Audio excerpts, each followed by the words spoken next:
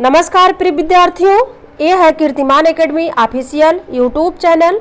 मैं पूजा मैम आप लोगों के लिए लेकर आई हूँ शुद्ध अशुद्ध वर्तनी, जिसमें हम पहचान तो नहीं पाते हैं और जो भाषा यूज करते हैं बोल चाल की भाषा में, वही शब्द हम लिखने में भी प्रयोग कर देते हैं। तो गलतियां इस तरह बहुत होती हैं और खासकर हमारे नुकसान करती है परीक्षा के लिए, और कहीं कुछ जब लिखते हैं तो उसके लिए जो ना जानकारी होने के नाते। तो चलिए मैं इसको देखती हूँ, वर्तनी शुद्ध अशुद्ध पहचानने के नियम को किस तरह पहचान सकते हैं। तो पहले हम जान लेते हैं किस तरह से शुद्ध अशुद्ध वर्तनी को पहचानते हैं। जैसे हम प्रायः अपनी शुद्धियाँ अशुद्धियाँ जो है सही उच्चारण ना करने के कारण कुछ शब्दों के विकृत व उनके पारंपरिक बनाने के कारण हो जाती हैं, जिसे कभी कभी अर्थ का अनर्थ भी हो सकता है।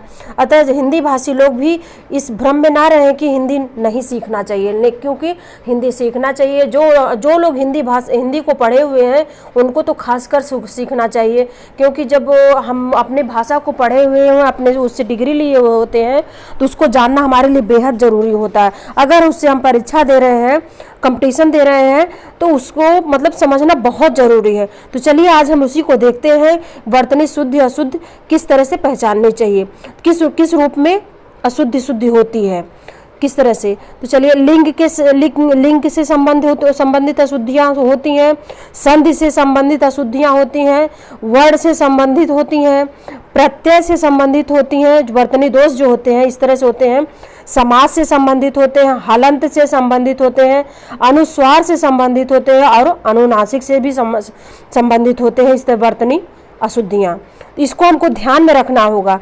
तो आज मैं शुरू कर रही हूँ लिंग से संबंधित अशुद्धियाँ और उनके शुद्ध रूप। तो चलिए देखते हैं। अनाथिनी, अनाथिनी शब्द अशुद्ध है, जबकि इसका शुद्ध रूप होगा अनाथा। क्या होगा? अनाथा। इसी तरह शताब्दी, शताब्दी शब्द जो है, शताब्दी अशुद्ध है, लेकिन शताब्दी छोटी की मात्रा लगी है, ये शुद्ध रूप है। इसी तरह भुजंगिनी अशुद्ध है, भुजंगी शुद्ध है। इसी तरह विहंगिनी का शुद्ध रूप होगा विहंगी। इसी तरह कृशांगिनी, कृशांगिनी का शुद्ध रूप होगा कृशांगी। अश्वी, अश्वी शब्द का शुद्ध रूप होगा अश्वा। इसी तरह दिगंबरी शब्द का शुद्ध रूप होगा दिगंबरा। इसी तरह हथिनी, हाथिन, हाथिन शब्द का शुद्ध रूप होगा हथनी। इसी तरह श्वेतांगिनी, श्वेतांगिनी शब्द का शुद्ध रूप होगा श्रोतांगी। इसी तरह त्रिनयनी, ये हम लिंग से संबंधित अशुद्धियों को शुद्ध रूप में बता रहे हैं। इसी तरह त्रिनयनी शब्द का शुद्ध रूप होगा त्रिनयना। सुलोचनी, सुलोचनी का शुद्ध रूप होगा सुलोचना। अहिल्या, अहिल्या शब्द का अहल्या शब्द शुद्ध होगा। इसी तरह प्रेयसी, प्रेयसी शब्द का शुद्ध रूप होगा प्रेयसी। इसी तरह विजिगसा, विजिगसा, विजिगसा का शुद्ध रूप होगा विजिगीसा, विजिगीसा, यानी छोटी की मात्रा विजी पे लगेगा, विजिगीसा।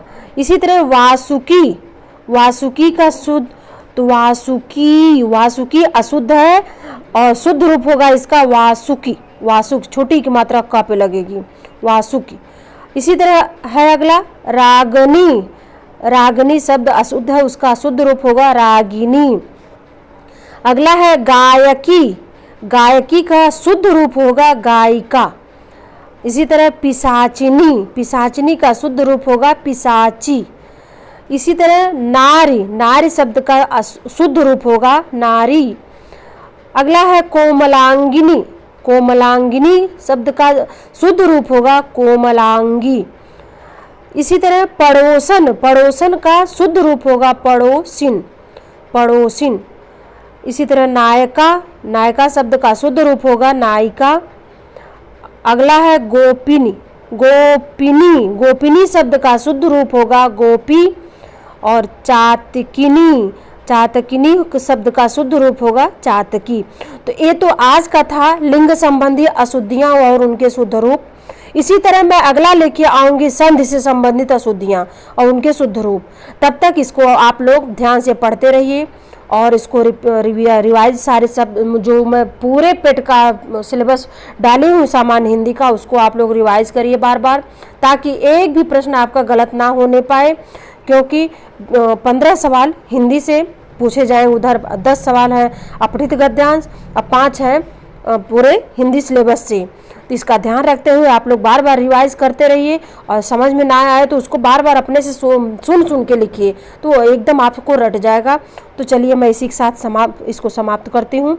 कल मैं लेके आऊँगी संधि संबंधी अशुद्धियाँ और उसके शुद्ध रूप। तो चलिए आप लोग पढ़ते रहिए, मस्त रहिए, स्वस्थ रहिए। धन्यवाद।